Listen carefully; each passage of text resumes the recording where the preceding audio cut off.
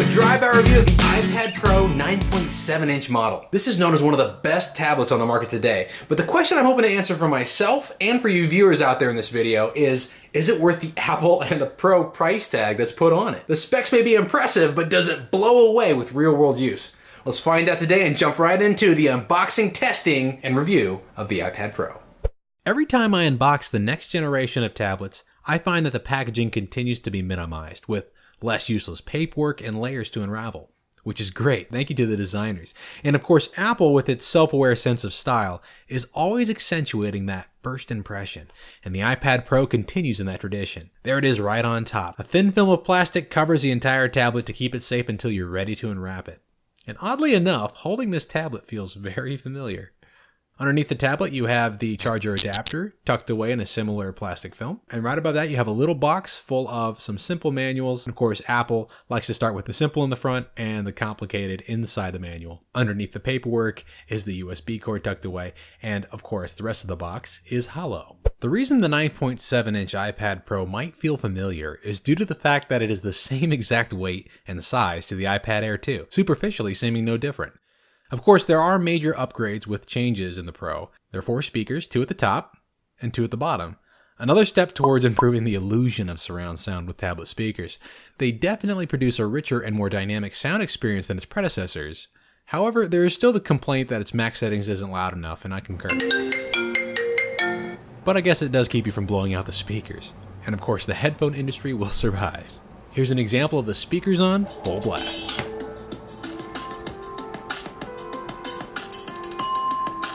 By the way, this speaker setup along with a smart connector and the ability to use the Apple Pencil is why this iPad was made the Pro rather than an Air 3. Ladies and gentlemen, welcome to Drive-By Review. The 9.7-inch touchscreen Retina class display is another familiarity. Same size, resolution, responsiveness, and pixel density as the iPad Air 2. So what's the big difference? A True Tone feature that adjusts the screen color output based on the lighting around the tablet.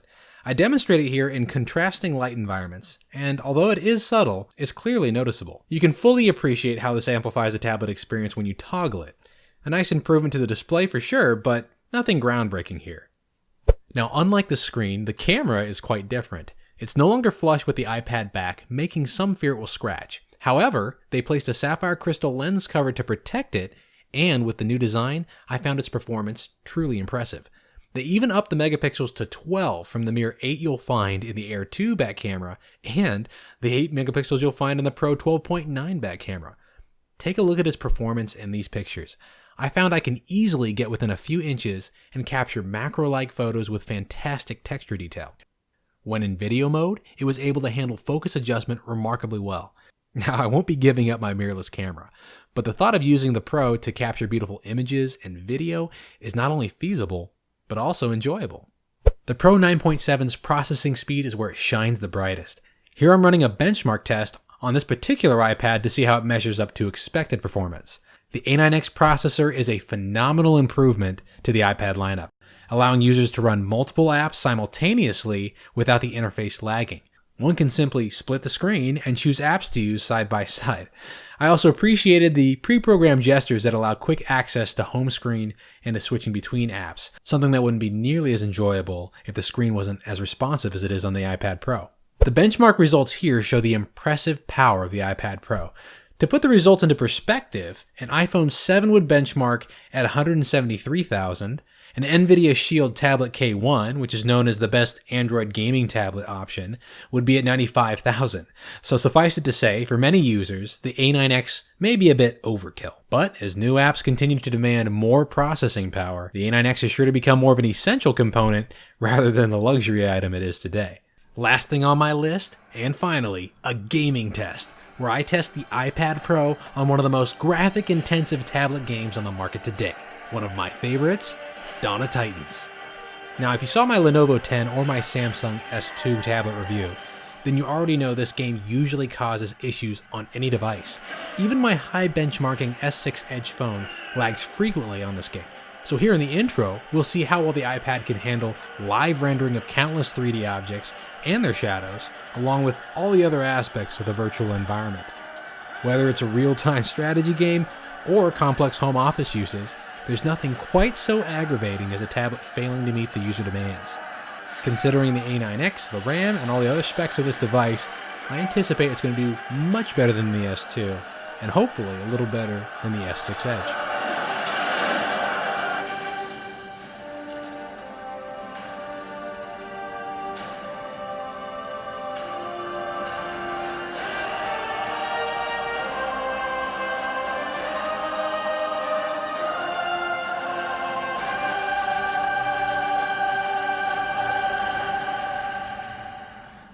Now in testing the battery, I ran this under heavy load consistently until it died, and it lasted about 11.5 hours, which is pretty impressive. And then charged back up and used with light use only, standby, it lasted days. It was pretty fantastic. And I think they did a great job in balancing its battery with what it's capable of doing. And of course, its size. Now, if you're interested in getting the iPad Pro for yourself, I'll put a link in the description below along with all of its specs. But when it comes to my personal opinion on whether this is worth the price or not, like I said I was going to answer, the answer comes down to it depends. My favorite answer to a lot of things. And why does it depend? Well, this kind of reminds me of going out and looking for a brand new car. You're going to have an awesome car on the market that's phenomenal and can do anything you want, but there's certain features in it that you don't need, want, or want to pay for.